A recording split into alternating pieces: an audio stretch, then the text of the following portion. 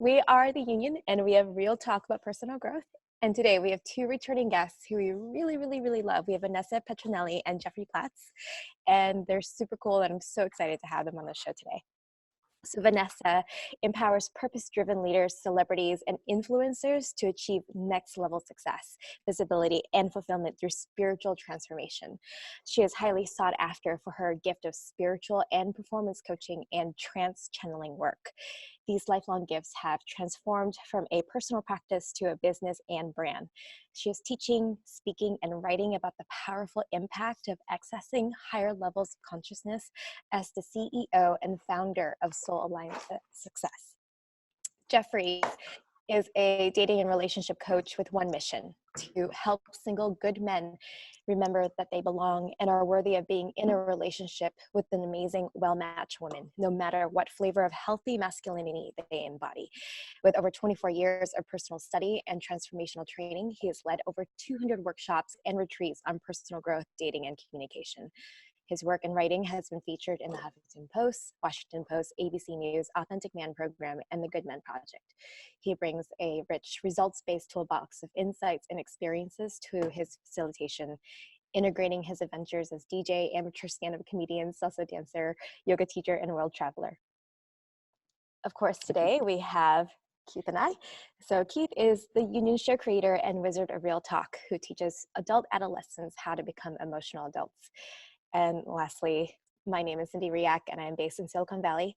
I coach startup founders and entrepreneurs increase their relational intelligence so that their investment and connections create the success they are looking for.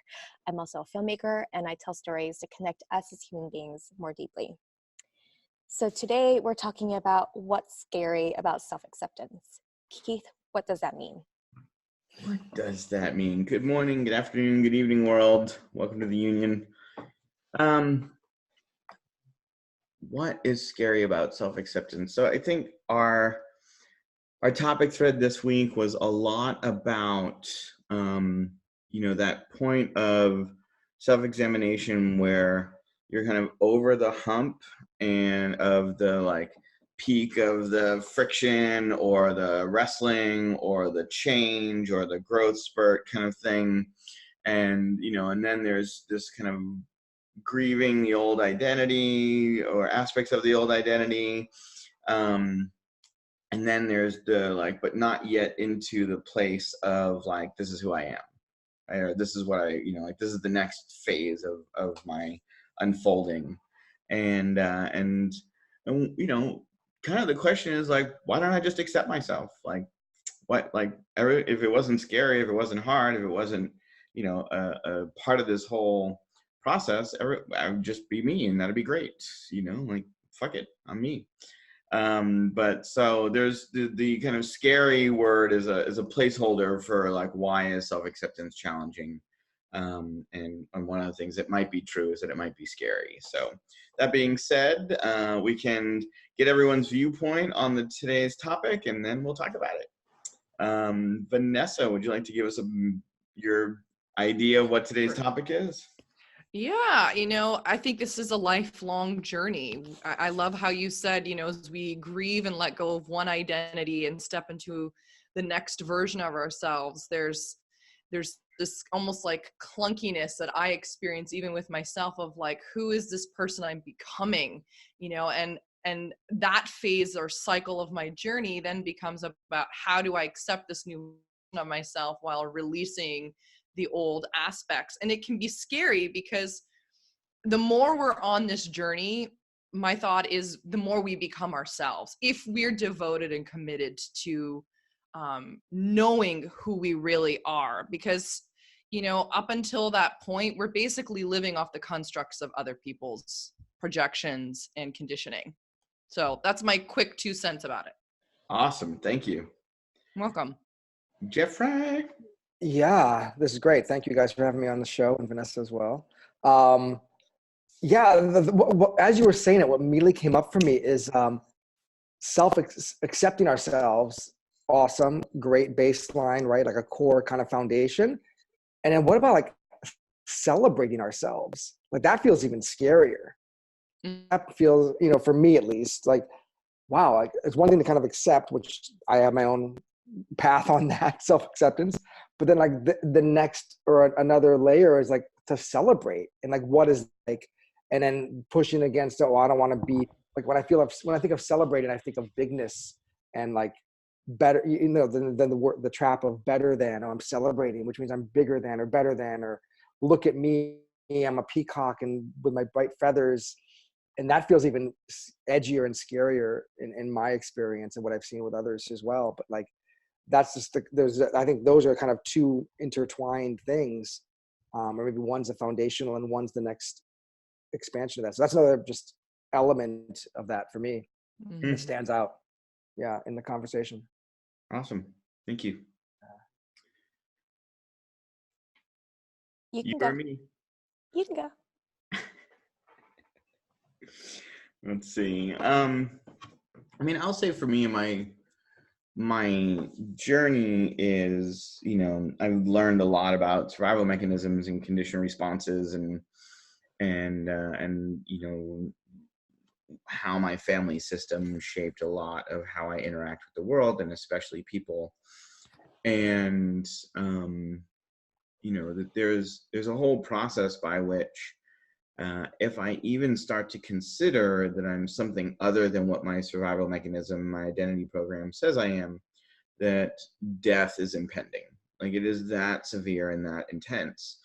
And so even after I've gone through the challenging work of deconstructing some of that conditioning, exploring what do I actually want, how do I actually want to show up in this world, at the other side of that, there's still the like residual, maybe some doubt, maybe some grief, and that there's still the kind of tinge of my lizard brain saying, if you fully take this on, you're fully letting go of this thing that has been keeping us alive for sure. Like, it's, maybe it's not a good idea. Maybe we'll go back. We can still go back. And so that's kind of the thing happening in my mind when it comes to like self-acceptance and what keeps me from that, because self-acceptance generally means accepting something new about myself, or something kind of uncovered about myself, and that means letting go of a survival mechanism that hasn't really been serving me. So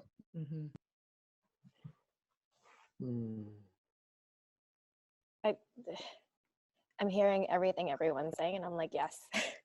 And I don't think I'm really good at the self-acceptance part. Like, right now I'm exploring what I imagine as core, but I'm pretty sure there's other stuff that's deeper as soon as I like hit that point. But I'm exploring this piece around like, who would I be if I wasn't a victim to my mother's rage? And like if we talk about conditioning, like I'm just like, yeah, like my entire life has been like somewhat like, I'm going to be a good daughter and I'm always going to be under her thumb, even if I'm thousands of miles away from her and not connecting to her. So like, how do I get away from that? And like, it's not really how do I get away from that, it's like, who would I be? And like, whatever that uncertainty piece is like really fucking scary, and I almost don't want to look at it, but I know this direction I want to go in. So there's my piece. Thank you. So if you're just joining us, welcome to the Union, Real Talk About Personal Growth. This week we've got guests Vanessa Petronelli and Jeffrey Platts. As usual, it is Cindy and I holding down the co-hosting positions. And this week we're talking about what's scary about self-acceptance, or the general topic of what it means to accept yourself. With that, I think we have about 40 minutes of open discussion. So anyone have their first thing they want to say out of the box? I was just, really feeling what you were saying, Cindy, around the piece around your mom. It's been a huge journey. I mean, I think for women, there's so much projection conditioning coming from the maternal side of, you know, we want to be accepted, approved of, and loved by our mothers when we're growing up. And I think I mean, at least in my experience, there's been a lot of clearing around how her views me and wants me to be versus who I actually am. And I found myself, you know, doing some more deep transformational work with one of my mentors this summer, actually, around some of these lingering pieces that were just coming up over and over again, which part of like my lifelong journey has been like, what does self-love really mean? What does self-approval and self-acceptance really mean? Like, we throw this around so much in personal growth and spiritual development. And I remember at like 2021, when this kind of started to get introduced into my world, being like, what the F is like, what does it really mean to embody that? Like, we talk Did you get about error messages? Because mine was like, yeah, it's like, been a continuous journey. What does that really look like? How do you embody that? And also recognizing that there's so many programmings etched into our neural pathways and into our subconscious self that are built on other people's, you know, beliefs of who we should be. And I've struggled with that with my mom, specifically around self-image for me and my body. That has been, for me, it's been a lifelong growth and evolution for me. And you know, at 36 years old, even, you know, turning 36 in August, I was going through the process still of this an individuation process of how my parents, specifically my mother, views me as a woman, and still seeing the little girl self within me being like, reaching for, oh gosh, is my mom gonna say something about me? Like, you know, I went home and visited family in September, and in the back of my mind, no matter how, and I've done tons of work around these pieces for years, the back of my head saying, oh my God, I wonder what my parents are gonna say about my weight, because I put on weight over the last few years. I've had a lot of healing stuff the work that I'm doing is very different from how I used to look as a model and how I used to look as a yoga teacher for many years. And I'm still going through this process of accepting myself with how I look and who I am based on the person I am today and the experiences I've been having since moving to California. And I just remember like a few weeks ago being like, oh my God, I feel their judgment on me. The minute they greet me at the airport, I'm like, I'm wondering if they're, oh my God, she's gained this weight or she looks like that. Like, it's such old conditioning and patterning. And yet it comes up over and over. I feel like my work has been, how can I hold and fiercely love myself, even when that inner critic in my head might not be accepted? Because that inner critic is the old pattern of my, like those old voices from parents, right? Coming up saying, you look like this and you look like that, and are you healthy? And you know, and actually like, getting to this place of loving myself just as is, no change. Yeah. And I think one of the things you said is so important, right? Because I think people don't really understand like how deeply insidious this stuff is in our psyches, like how really and truly difficult it is to change some of this stuff. In fact, it's so insidious that it has ways to convince you that you are different in such a way when we're actually not. We've like found a different, you know, type to act out, or we've found a different way to convince ourselves that like it's okay, or like, and we've cycled through all of it throughout our lives, like totally, I'm going to rebel against it, or I'm going to do exactly as you say. Am I going to be the good? If I'm the bad child, I will either rebel or I'm going to die trying to be exactly who you think I should be. Exactly. Yeah. And it is a bind that we can't get out of until we do that work where we're just like, I'm going to be who I am in spite of whether or not you love me. And that is really fucking hard. Like it is. Yeah, it is. And it doesn't matter, because I'm thousands of miles away too from my parents. And, you know, every time I'm on FaceTime, my piece is like, what are they going to say today? You know, even though they love me, and it's not coming from a place of being rude or nasty, like they're just not aware, right? And they're concerned. And I learned, you know, a couple trips ago when I went out to visit them, that their version of love comes through worry.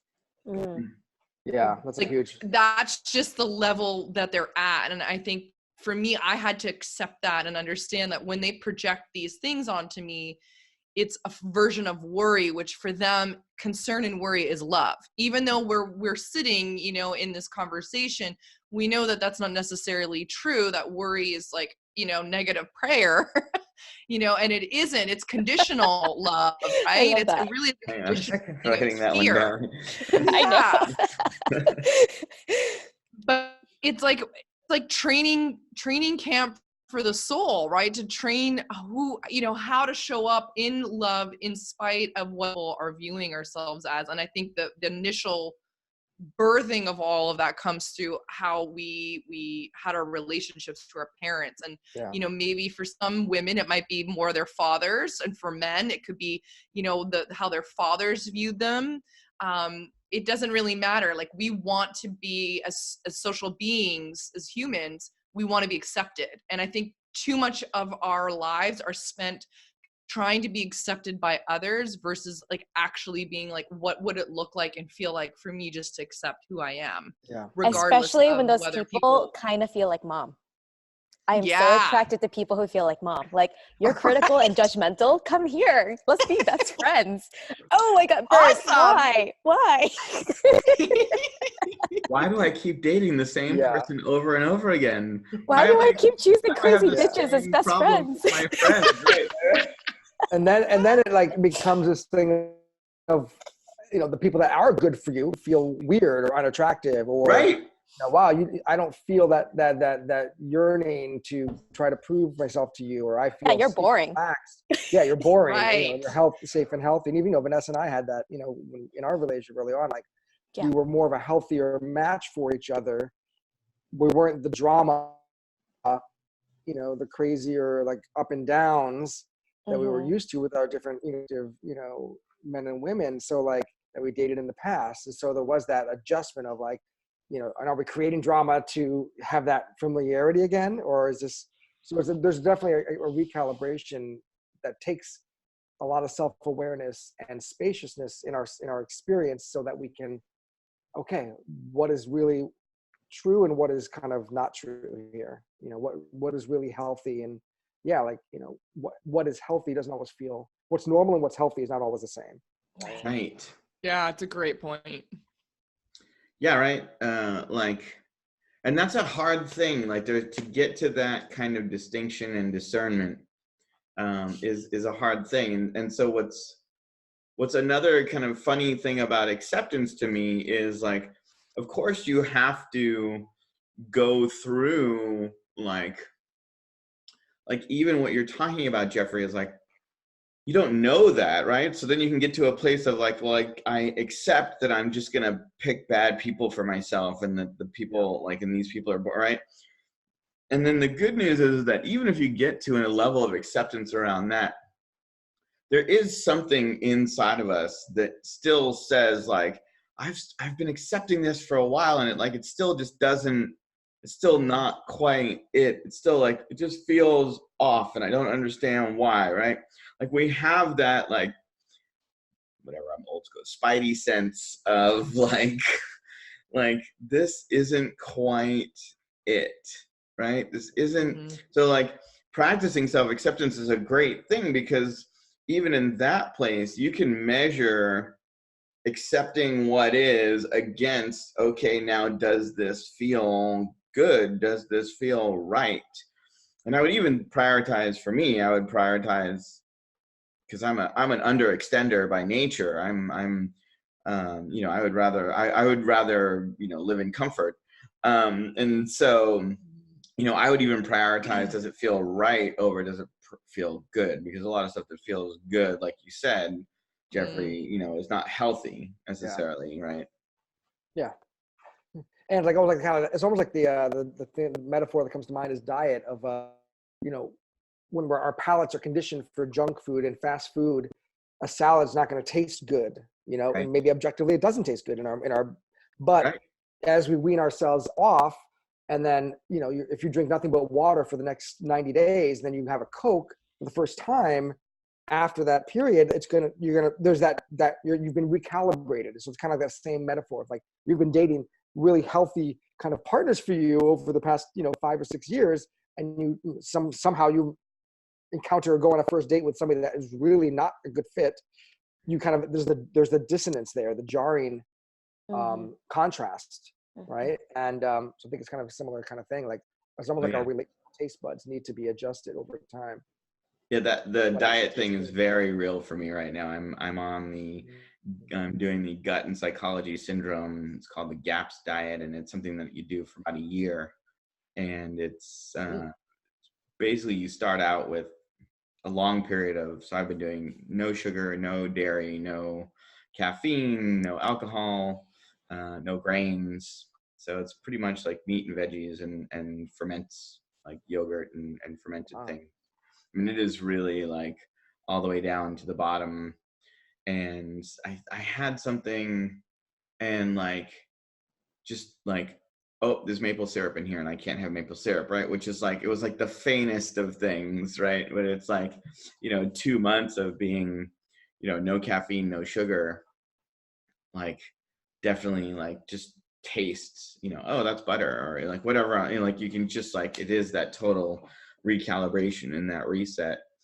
And so it is very real. Like your metaphor is very much like, I think that is how we have the opportunity to do that in all areas of our life, right? Like just try something for a while, like pick something and try it for a while. How does it work for you? Is it, you know, have some of that like experimentation. But I guess, and I don't, whatever, anybody can jump in, but I think the other thing that I just thought of is like, but another part of my like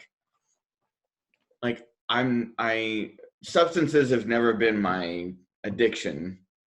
But generally when I talk about my addictions, I talk about it as like my alcohol, right? And one of my alcohols was that there was something wrong with me, and that I always needed to be something better, right? There was always something better than where I am right now. Yeah.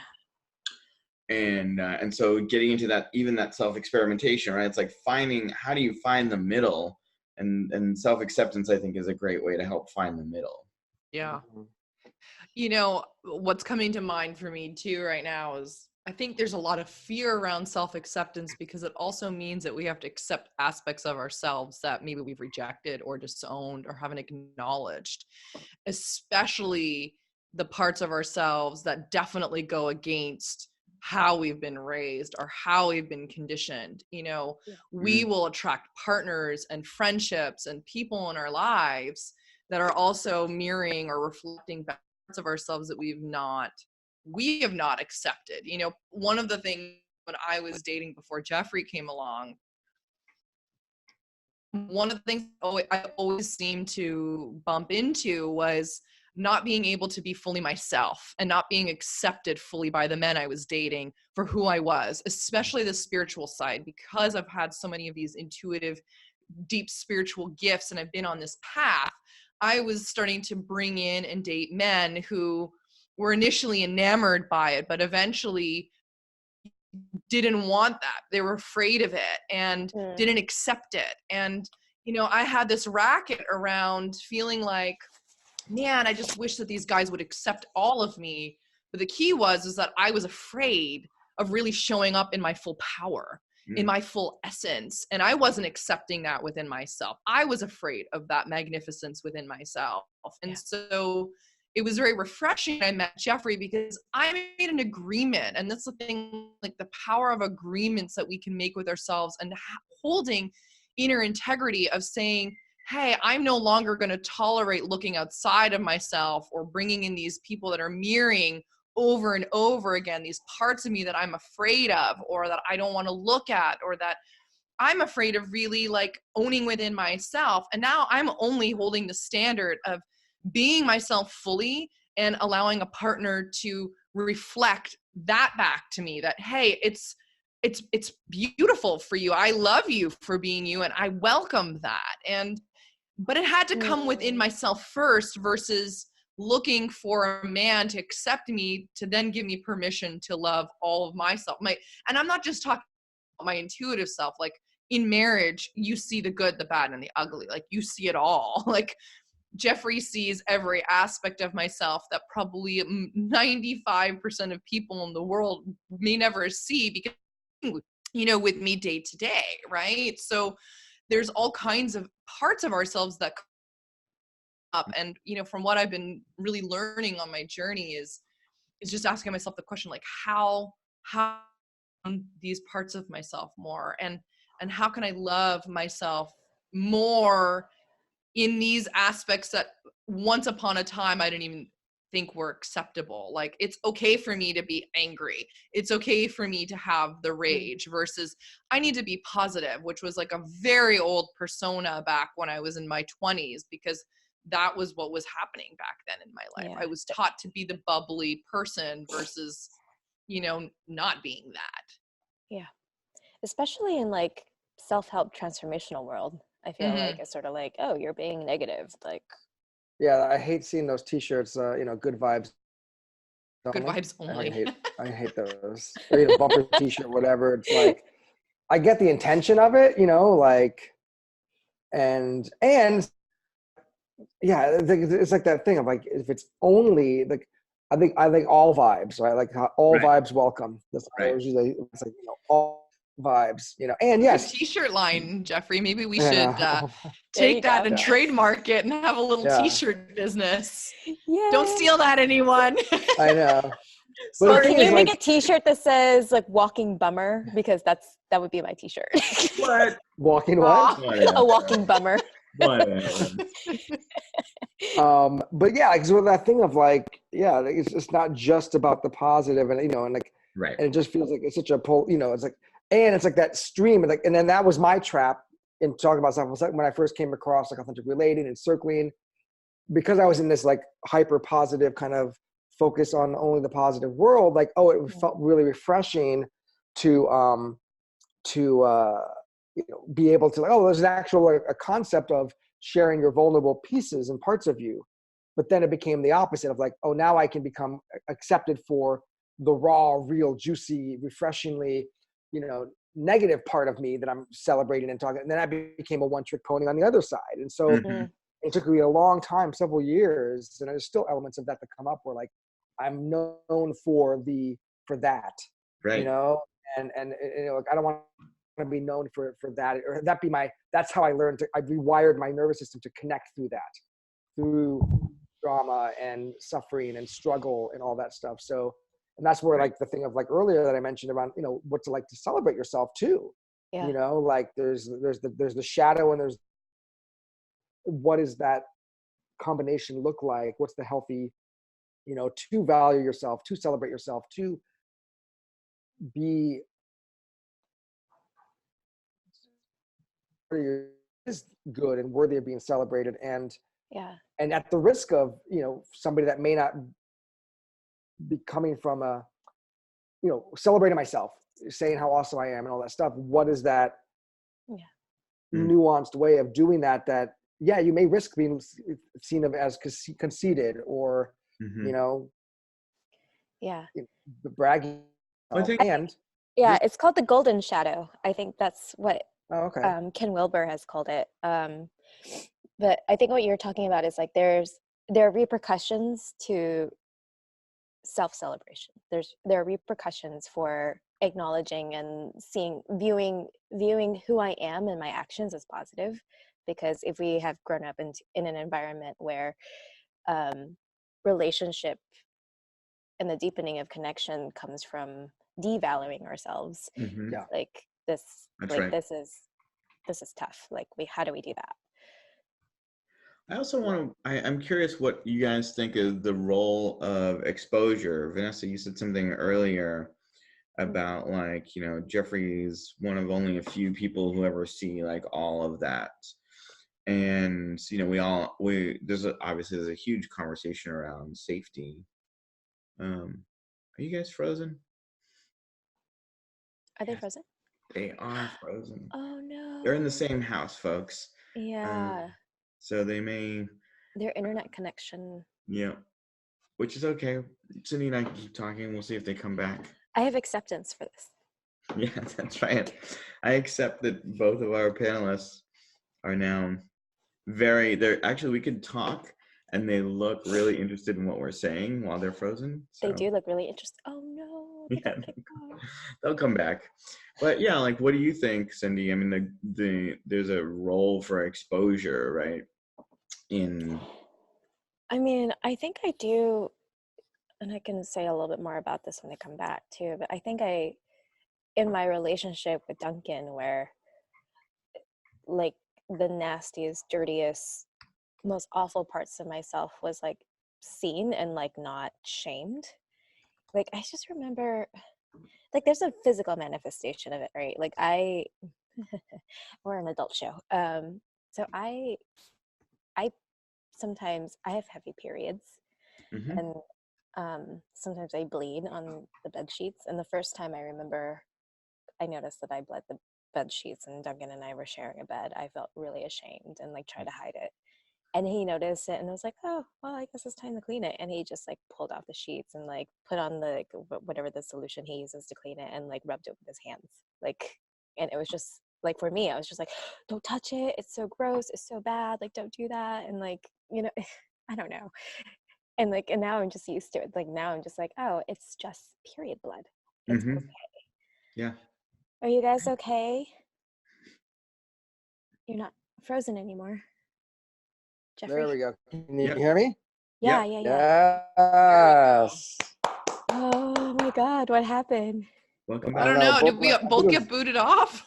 Yeah, think it you was, froze, and there's very you're very interested in what we were saying. So it took us a couldn't second. like you're really anything. Sorry, guys. Yeah, I don't know. you were starting to say something, and then it stopped. Yeah, we were talking about it a little bit while you were gone, just so that we didn't have dead air. Yeah, no, it was my thoughts or question was like, what do we think about the role of exposure in terms, because Vanessa, you had said about like, Jeffrey might be one of the few people that sees all sides of you, and exposure and then safety was kind of so to me, we talk about the range, like a healthy middle of a range, the range would be safety and exposure, maybe, or something like that. Those are kind of the two things in the conversation, I think. And just, and so Cindy and I were talking a little bit about some of her personal experiences with exposure and how that's helped. Does that bring up anything for you guys? Jeffrey, you want to? No, you can go. And you don't have to. Maybe pass it off to me. I don't know. I don't want to talk about exposure. I think that there is a healthy. I think that there is a healthy balance in that. I mean, this is something I've been kind of pondering within myself, because I mean, just referring to my image or maybe how I'm perceived, let's say online. I mean, first of all, I don't know how others perceive me. I don't want to imagine or assume.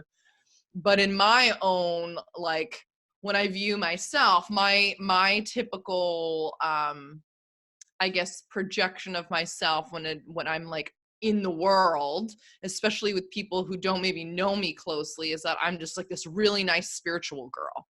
Like, oh, Vanessa's inspirational, and like she's, she does all this work and she's just like so spiritual all the time. Like, and I guess through the different lenses of what people think of as a nice spiritual girl, they're going to have their assumptions and imagine what I'm like. And, I've been wanting to start a podcast, and on the podcast, like, I have so many views that I don't honestly share all the time online that I want to have the freedom to talk about, that probably are going to be a little bit leaning to a side that maybe a lot of people may or may not agree with, and to talk about more controversial things, and so there's like this part of me that I don't think people get to see a lot, is this playful, silly, goofy, like, there's like idiosyncrasies that people, and Jeffrey and I talk about this a lot. Like, I think people think I'm this nice spiritual girl, but I can also have a lot of depth, and I'm serious, you know, like she's passionate, she's serious, but they don't see my sense of humor, my playfulness, my weird side all the time.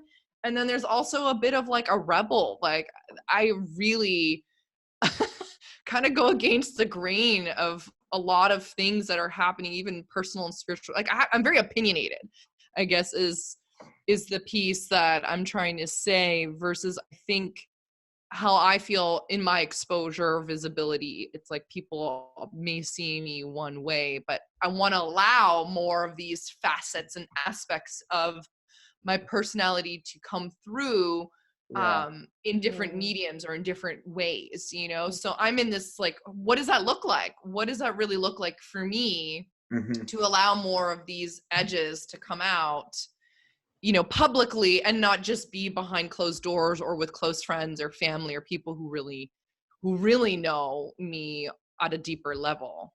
Yeah. I love that. I have like Thanks. several different Instagram accounts because there's one audience who won't want to see me this way, and there's another audience that won't want to see me this way. So like I separate and like compartmentalize everything. And like at some point I'm just like, yeah, but if I ever make it big, I kind of want people to see everything that I am, which is like fucking weird as hell and just not super serious and like, oh, everything's perfect, because it's not. Right. and I wish it could be that way. And then there's like something that like flips onto my head that says that's not okay. And so that's it's still how it's kept, because I'm absolutely afraid to be all of myself. Yeah, I personally, like, I'm a big advocate for dissolving the public-private persona dichotomy. You know, I think when we look at, you know, when I look at, you know, the last kind of 100 years of trauma, so much of it comes from like, oh, he was such a civic duty person who then went home and, you know, beat his wife and his kids, and, you know, like that whole like, oh, but their public persona is so, you know, wonderful that they can't possibly be this, you know, other person behind that. And then I think it contributes a lot to like this like monster psychology where like we must find one person who was a monster and hold them up as the like thing that happened, so that everybody else gets let off the hook for their grade, you know, the gradation of their behavior, right? Like I think is why Me Too was so powerful, is like, it's not just Harvey fucking Weinstein and 6 other guys in Hollywood. It's fucking everyone. It's everyone. It is everyone. You have done it at some point in your life. Like you have made your will and your desire more important than someone else's voice at some point in your life. And that's what this is about. So yeah, there's that exposure piece, that public-private dichotomy piece. And for me, self-acceptance has been a big part of that, right? Like we're on 2 years on this show, and I've talked about not being able to pay my rent. I've talked about, you know, just embarrassing things that are, you know, I mean, I use the same examples over and over again because they're the extremes when I talk about what I've talked about on the show. Like I've talked about getting a pint of ice cream delivered at midnight and eating half of it before I go to bed. And like, those are the things that are like some of my like hardest things, the hardest places to accept myself, the hardest. And now I talk about them pretty neutrally because I got to a place of acceptance around them. But exposure, you know, I mean, I guess, you know, I'm not a huge fan of Brene, but, you know, her thing about, you know, exposure, you know, what is it? It's shame and sunlight, I think, is like the antidote to shame is sunlight or something like that. Sunlight is the best disinfectant. Yeah, disinfectant, that's it. And so exposure to me is a big part of self-acceptance, is like when I did that, and, you know, I didn't, you know, like nobody came along and like kicked me out of my house or like nothing. There were no repercussions really. I mean, there were no negative repercussions. And the positive repercussions were that I got to have a conversation as myself with people that I think are interesting or fun to talk to, which are the people that we have on the show. You know, there's no media booker for this show. There's no like somebody is like on a book tour and they come on. This is like people we know and we've met through friends. And people we've seen online and say, hey, you look like a hardcore practitioner. You look like you're actually doing Yeah. this stuff in your life every day. Come on the show and let other people see it, so that, and that to me is the like holographic view of acceptance, is like, you guys come on and you have enough acceptance of yourselves and where you're at to be able to talk about it. And that to me is why I brought it up, because I think it's such an important piece. Yeah. Well, one of the things that you're talking about too, and I'm with you on that. I mean, I feel like the vulnerability piece and sharing who we are, like not wearing the mask, like who we are behind the scenes and who we are in the world. There's such a separation, because I mean, we have so many examples of that, leadership positions on the planet, where we've seen like who I am in public eye and who I am behind closed doors are dramatically different. Yes. But one of the things in talking about this is, we also live in a culture where we're also revealing so much that, I think sometimes there are parts of myself that I want to keep private, as an introvert, like, not saying that who I am behind the scenes and who I am in real life, it's different. It really isn't. Right. It's just allowing more aspects of myself to be shared and seen, typically maybe aren't as often. Yeah. But I also have I wrestle with this idea of there's some things I don't want to tell everybody about online that I might be struggling or working through. And nor do they deserve to know, right? Yeah. Totally. There's just this inner kind of desire to incubate, gestate in what my growth and evolution is going through. And then I'll be happy to share more about it on the other side of it, and I think we're in a culture now in society where it's like everything is being hung out into the public eye. And I think that there are still some things that are okay to keep private, but I'm not sure what I'm not sure what that is entirely until I check in, right? I consistently check in and be like, is this I'm ready to talk about? Or is this something I want to share right now? And I mean, for me, the inner integrity piece is so important versus I need to be authentic so I can give permission to other people to be authentic about everything that they're going through, in their own lives. Yeah. Sure. So it's there is a level of personal and inner discernment and integrity of what feels worth sharing right now and what needs to be kept private, and finding that balance so that there isn't this separation that we've seen so well for so many years of things being different in public eye and behind closed doors. I think this internet got unstable again. I don't know, did it cut out when I was talking? It was It's better now. Yeah, it goes a little bit in and out. Yeah, I mean, I would say mostly your video is more choppy. Your sound was, I understood Sound is great, everything yeah. you were saying. Okay. Yeah. Yeah, and without, I don't want to get too far off the topic. We could have a whole conversation about public-private, right? And I think just to speak more to your point, Vanessa, I think it's like, if who you are is the same in public and in private, then yeah, behaviors and circumstances might not, need to have constant exposure. Totally. Right. But the public private persona is not necessarily, it's like I have a public persona of who I am in public and a private persona of who I am in private, versus circumstances and I'm still the same person in front of the camera or online as I am in private, right? Yeah. And even that is hard to do. Yeah. I mean, I don't,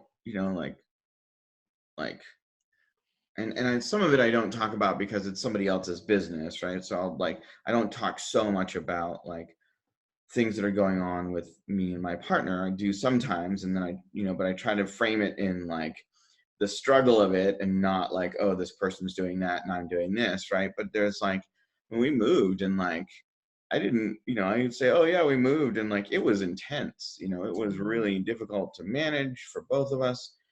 And then the more I've talked to other people, the more everybody's yeah, there's 3 stressful things you'll do in your life, and it's moving is one of them. And I'm yeah, of course, transition is the most common stressful thing. So, Yeah, you're right. Like it's even things like there's like, oh, I want to talk about more things and I'm not sure, when is it healthy for me, or for, when is it healthy for my community, right? I share things because I'm exposed, because it's not just for me, it's for my tribe, for my community, Right. to learn from my mistakes too, right? So there's that piece of it. But, Yeah, I always think of like the vulnerability is like you calibrate it to the audience or to the environment. It's contextual, right? Like authenticity, like you're not, like I'm authentic with Vanessa in a certain way, right? In a different way that I would be with, Cindy or you, Keith, or people. And I think it's almost like I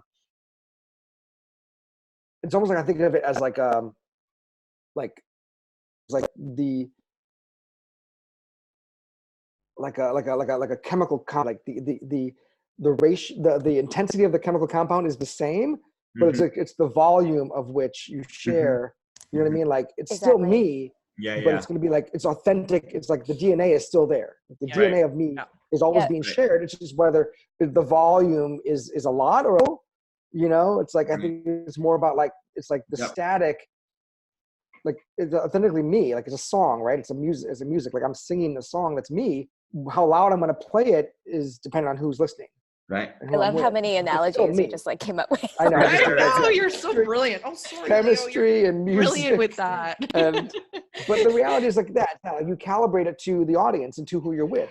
Exactly. I remember my NLP teacher was working with someone whose desired state was, I want to be more authentic. And he was like, authentic in all scenarios? And the other person was like, yeah. And he was like, so if you're attending Uncle Jack's funeral and you absolutely hated his guts, are you just going to walk around and tell the rest of your family members how awful the man was? Like, because it's just like, it's what, how are you calibrating to the situation? You can't be 100% like that book, going, yeah, he was a fucking dick and he molested me when I was 5, and it just splats out, like, like whatever. Yeah, it's like it goes back to that book Radical Honesty that I read years ago, and like some people love it, and like people, I think the people that really I noticed read that book, like just read it and they're like, I'm gonna just be radically honest with everybody, and I read yesterday, or we heard this concept of like, there's intent and there's impact, right? Like I can be authentic in my intention, but like you got to also be responsible for what's the impact that you're having. So like in that example, like like you can be authentic and like I'm just intending to like just be real, and like that's the thing we joke, Vanessa and I, like people say like, oh, I'm just being authentic, in my expression. Okay, cool, but like is you being authentic just being like without any impact, that you're not aware of the impact of your authenticity. And so I think that's another layer too to look at around this, and well, to me, calibrate it to the audience. To me, impact is kind of the next evolution of personal growth.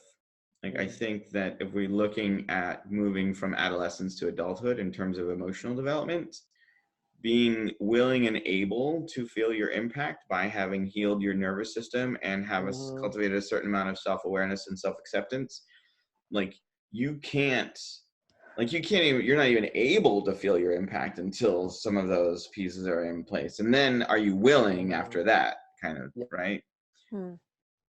And so willing and open to right, like, and so I think self-acceptance, bringing it back around to the topic, I think self-acceptance is a huge part of that progression from hurting. In ACA it's hurting to healing to helping, right? So there's like the hurting part where I'm like, I'm just numb, or like I'm unaware, all those pieces, to healing to where I cultivate self-awareness, self-acceptance, attention, feelings, sensitivity, kind of all those pieces. And then in order for me to be helpful, I have to understand I'm willing to feel my impact.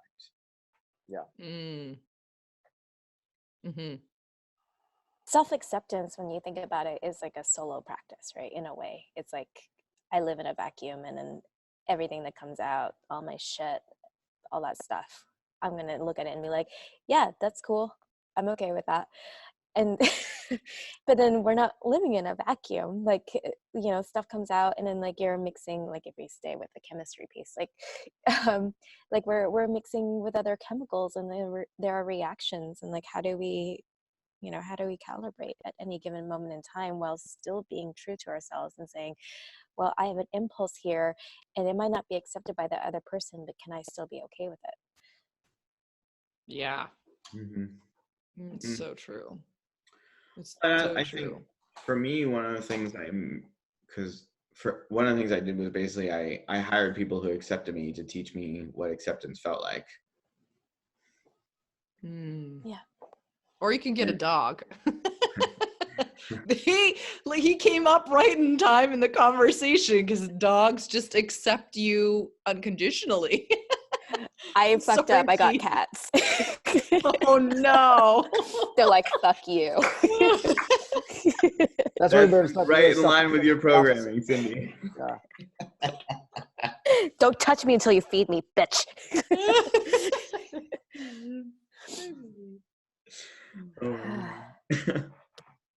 Yeah. It is a through line. It is a through line, a line through everything we do. Is that thing of our survival mechanisms, conditioned responses, identity program. Yeah, it is.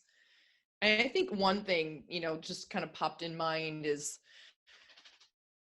everybody is on this lifelong journey of self-acceptance. Mm-hmm. And I think one of the pieces that I feel is important to convey is that we can look outside of ourselves, especially in our social media society, where we see these perfect pictures of people's lives, like we're showboating how awesome things are and how successful we are. And it can trigger this feeling of I don't accept myself, I don't approve of myself because I don't have all that going on. And I think what really occurs to me is that this is a lifelong journey. Like there is no, oh, I accept myself now and that's it. Because my life is like this, or because I reached this certain level of success, or I've done this amount of work.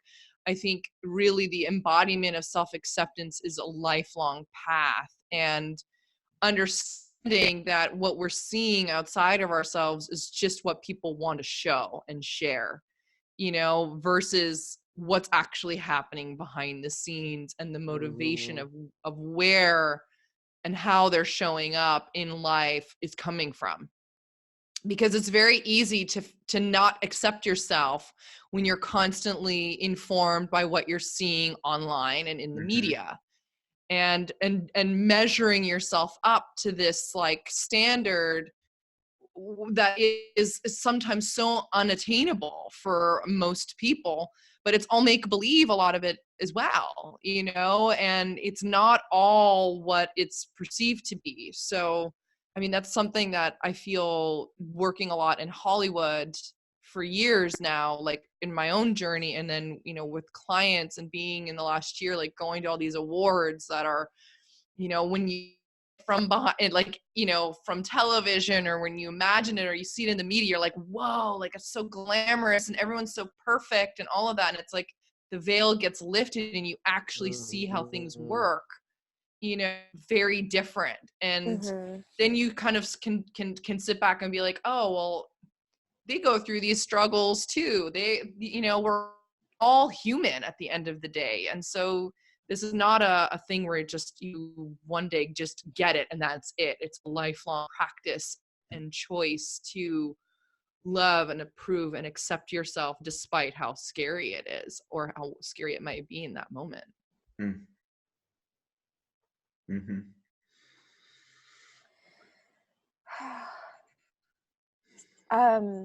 That we're at the end of our hour, and so Vanessa, what you just shared seemed like a really good, how would you say it, sort of like it's almost like you're putting a cap on like what you've been saying, like what's underneath the veil is nothing like how you see in real life, or social media life. That's what I meant.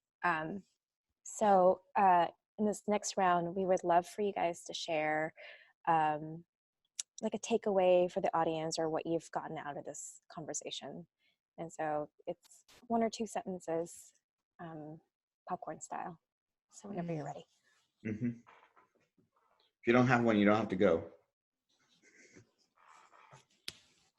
Well, I feel, what I've kind of just shared at the end is like just such a healthy reminder for myself, and hopefully of like stay in your own lane and just continue to focus on your own development and your own self-acceptance. And you're going to fuck up. You're going to make mistakes. There's going to be days where you do not accept yourself and you're judging the fuck out of yourself. And there's going to be days where you're like celebrating all parts of yourself and you're like, wow, magnificent. And like, we're going to be in this contrast for the rest of our life. So it's a journey, you know, it's a constant journey. And I think that's like the big reminder that as long as I continue to show up to that and to really work on loving and accepting and approving myself, like I'm meeting myself at that halfway point of like, yeah, I'm doing the work, you know, that to me is a really important piece and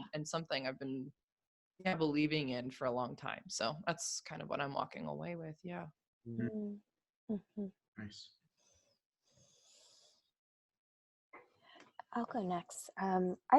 What you just said, Vanessa, it feels like this is the work. Like this is the work that we're doing. This is the path that we've chosen. And it sounds glamorous in one way, like, oh yes, self-acceptance. It's hard as hell. I think my takeaway really just lands into like how am I being with what is, including like the fear, including the self-shaming and the criticizing, because like I'm just not being okay with what's happening right now. I know that my relationships are really important to me because I have chosen some people who are going to be there when I fall down and eat shit. Like I just like, at least I have those people to pull on, and I still need to go on my own journey and go deeper into what is underneath all of this. Who am I really? Like, where am I? Where are all the places that I'm not okay with, and how can I be okay with that? Yeah.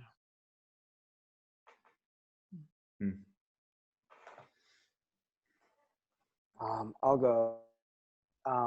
Yeah, the thing that I think that I started with, the extended inquiry around like the celebration of ourselves in addition to the acceptance, like, what is that harmony of being able to accept yet also celebrate, and because there is that kind of like, oh, I accept myself, it's kind of quiet and grounded and foundational, right? And then the celebration feels a little more up and yet still grounded, but like, what's the way, I guess, maybe to combine the two, like accept yourself and celebrate yourself at the same time.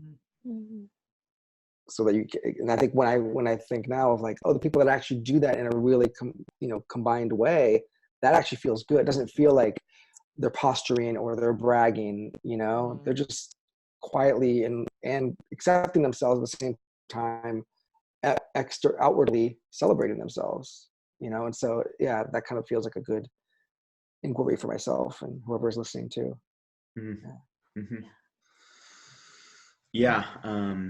For me, just I think the thing that I want to leave people with is that it is a process, that it is a long journey, and that, as always, find a way to be kind to yourself in that process and in that journey. That is part of the healthy middle, is to make mistakes and keep going. And yeah, that idea of that self-acceptance is a component, that's something that you cultivate over time, and that it is among many things, skills, experiences you'll have on the course of learning more about who you are and how you want to show up in the world. So keep going.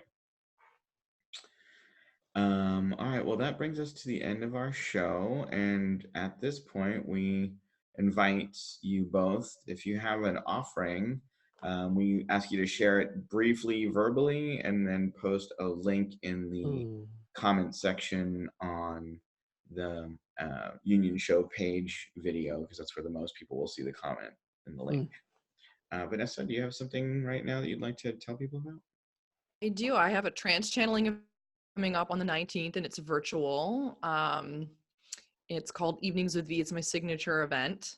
So that will be a group experience. And I'm also have a couple openings for Sacred Soul Sessions, which are a week-long program where you get to work privately with me overnight, unlimited email support on the back end to help integrate. And, I really specialize in helping to take people to the next level and to release the old versions and identities and aspects of self that are getting in the way of them really being fully aligned to who they're here to be and what they're here to do next in their lives. So I can post one or two. It's either or, so, or both. Yeah, Depends on what you're looking for. Yeah, please. Thank you. Yeah. So for me, I'm actually in the process of creating a virtual retreat for men. So for single men, kind of like a way for men to get access to the work that I do. Maybe they can't afford to fly out or do a long-term coaching, but like it's a one way for them to get a really powerful distinctions and course corrections in their dating life. So I'm finalizing the details for that. So once that's there, I can put that on the page in the next day or two. So Awesome. great. For the next few weeks. Yeah, please do. All right. Keith, you got anything? Nope. No? Okay, cool. So I think that's a wrap for this week's show. Cool. I really want to thank our guests again, Vanessa and Jeffrey, because you guys are awesome, and I love you guys. Thank you guys. We love you too. We love you both, and we're so grateful to be here and to have this powerful conversation with you guys. To have us back is a really honor. To have us. Thank you. Come back soon. Back soon. We will.